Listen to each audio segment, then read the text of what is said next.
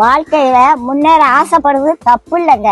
எதையாவது பண்ணி எப்படியாவது முன்னேறிடணும் அப்படின்னு நினைக்க கூடாது. அப்படி நினைச்சா ஏதாவது சிக்கல்ல மாட்டிக்கிடுவோம். கடவுள் உங்களை ஏத்த வேலையில உயர்த்த வருங்க. சில பேரு எப்படியாவது காசு பணத்தை சம்பாதிச்சிடணும், அப்பதான் வயசான காலத்துல நிம்மதியா உட்கார்ந்து சாப்பிடலாம்னு நினைப்பாங்க.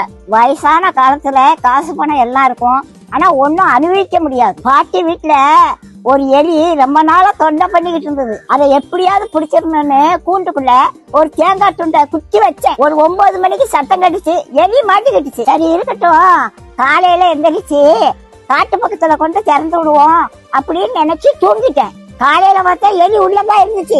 ஆனா அந்த தேங்காய் துண்டை அதை நக்கி கூட பாக்கலங்க. எப்படி வச்சானோ அது அப்படியே இருந்துச்சு. ராத்திரி முழுவதும் உள்ளதான் இருந்துச்சு. அந்த தேங்காய் துண்டை திங்கலாம்ல, அதுக்கு மரண பயம் வந்துட்டு அதனால தேங்காய் துண்டை திங்கிறதுக்கு மனசு வரல. அதுக்கு தேங்காய் துண்டை விட நம்ம உயிர் பிழைச்சா போதும்னு அது இருந்துச்சு.